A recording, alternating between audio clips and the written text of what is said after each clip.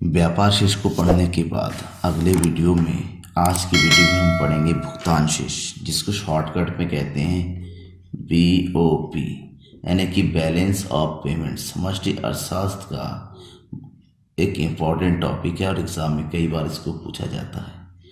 आप देख रहे हैं हिंदा इकोनॉमिक्स गुरु एंड ढाली और मैं हूँ नकुल सर। पूरी वीडियो को देखिएगा लास्ट तक अपना कॉन्सेप्ट को क्लियर करने के लिए। दोस्तों के बीच में शेयर कीजिए और चैनल को सब्सक्राइब कर लीजिए। सबसे पहले हम बात करते हैं भुगतान शेष की अर्थ की। भुगतान शेष आखिर होता क्या है? भुगतान शेष क्या होता है सबसे पहले समझिए। किसी भी देश में का प्रत्येक देश होता है, विश्व के जो जितने भी देश होते हैं, जितने भी कंट्रीज है, ठीक है ना, किसी भी जितने भी कंट्रीज है, हर कंट्री का विश्व के साथ, हर कंट्री का विश्व के साथ क्या होता है? आयात होता है और निर्यात होता है, ठीक है ना। एक निश्चित समय के अंतर्गत, एक निश्चित समय यानी कि खासकर एक लेखा वर्ष, ठीक है, एक निश्चित समय यानी कि एक लेखा वर्ष के दौरान किसी भी देश की अर्थव्यवस्था का विश्व के साथ, ठीक ना, जितना भी आयात और निर्यात होता है, उस समस्त आयात और निर्यात का लेखा जोखा यानी कि जो भी लेखा जोखा होता है, यानी कि जो भी विवरण होता है, उस विवरण को BOP कहते हैं, यानी कि बैलेंस ऑफ पेमेंट, यानी कि भुगतान संतुलन कहा जाता है।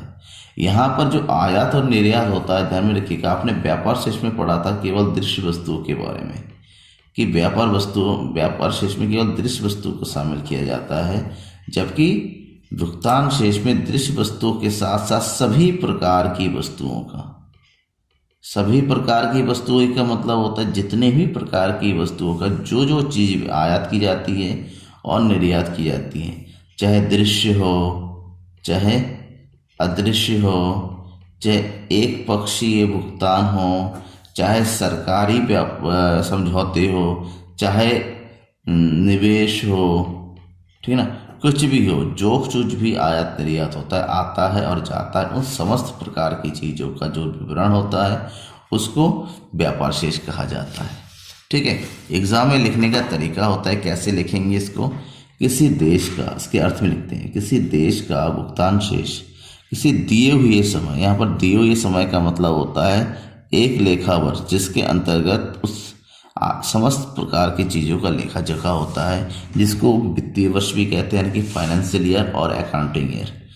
एक लेखा दिए हुए समय में संपूर्ण विश्व के साथ उसके लेन देन का लेखा जोखा होता है, यानी कि देश का संपूर्ण विश्व के साथ जो भी लेन देन होता है, लेन देन का मतलब यहाँ पर होता है, लेन का मतलब होता है आयात और देन का मतलब होता है निर्यात, यानी कि समस्त आयात और निर्यात का जो लेखा जोखा रखा जाता है उसे हम भुगतान शेष कहते हैं।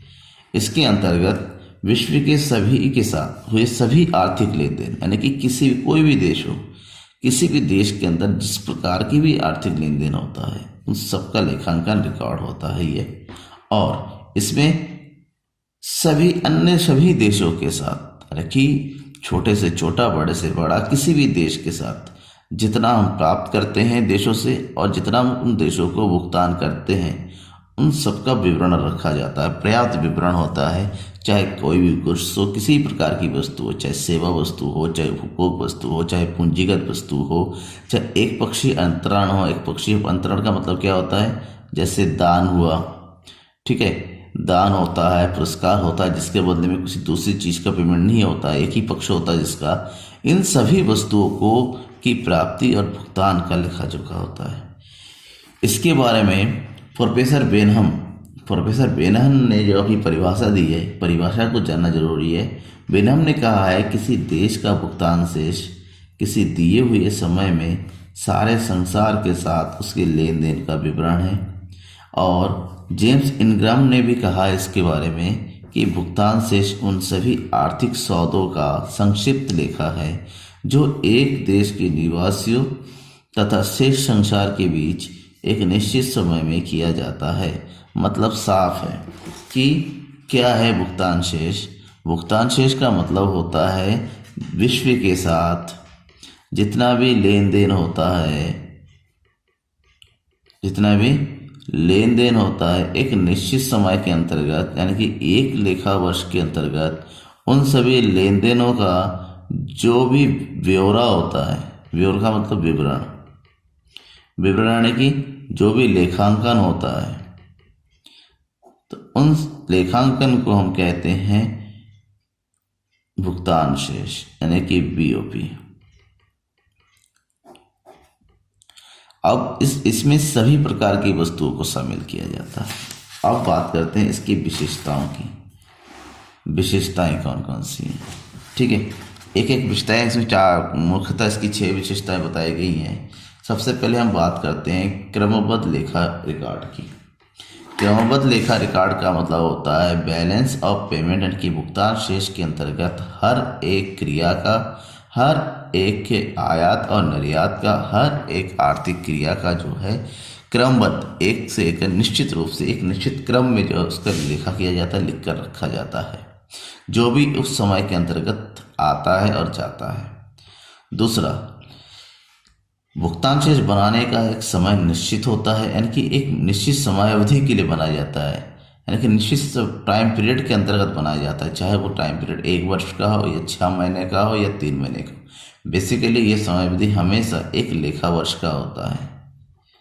लेखा वर्ष को मैं इसके लिए इस्तेमाल कर रहा हूँ, यहाँ पर कैलेंडर ईयर इसलिए नहीं आ रहा है कि लेखा वर्ष का मतलब होता है लिखने की अवधि, जिसके अंतर्गत समस्त प्रकार के हिसाब किताब को रखा जाता है। और भारत का लेखा वर्ष क्या है, 1 अप्रैल से लेके 31 मार्च। दूसरा है व्यापकता। व्यापकता का मतलब होता है इस भुगतान शेष के अंतर्गत सभी प्रकार की वस्तुओं को शामिल किया जाता है, इसमें कुछ भी नहीं छोड़ते, चाहे दृश्य हो, चाहे अदृश्य हो, चाहे पूंजी अंतरण हो, चाहे एक पक्षीय अंतरण हो, सभी प्रकार की वस्तुओं का, सेवाओं का इसके अंतर्गत शामिल किया जाता है। नेक्स्ट, दोहरी अंकन प्रणाली। बीओपी का जो लेखांकन होता है वो डबल एंट्री सिस्टम के अंतर्गत होता है, यानी कि यहाँ पर 2 पक्षों का लेखा किया जाता है, यानी कि आना और जाना। यानी कि जब कुछ एक्सपोर्ट किया जाता है, खरीदा जाता, बेचा जाता है, इसका मतलब हम सामान चला जाता है, बदले में जो है विदेशी विनिमय आता है। तो यहाँ पर दोहरा लेखांकन प्रणाली के अंतर्गत इसका लेखा होता है, जिस कारण से बीओपी हमेशा स्वसंतुलित होता है, यानी कि दोनों पक्ष आपस में बराबर हो जाता है। जब हम लास्ट में आयात और निर्यात की गणना करते हैं, टोटल करते हैं, तो ये दोनों आपस में क्या आता है, इक्वल आते हैं, बराबर होता है, export equal to import. Next, अंतर समायोजन।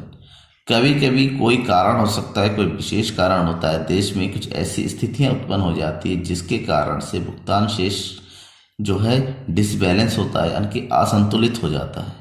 जब असंतुलन की स्थिति उत्पन्न हो जाती है, वहाँ पर सरकार को इसका समायोजन करने की आवश्यकता होती है, ताकि जो भी असंतुलन की का मात्रा उत्पन्न हुई है उसको बराबर किया जा सके और यहाँ पर इस बैलेंस को जो है इक्वल लाया जा सके। तो ये बेसिकली 6 इसकी विशेषता हैं, ठीक है। अब इसमें इसके अर्थ पूछा जाता है, इसके प्रकार पूछा जाता है, ठीक है, और इसका भुगतान शेष और व्यापार शेष के अंतर्गत अंतर भी पूछा जाता है। Thank you.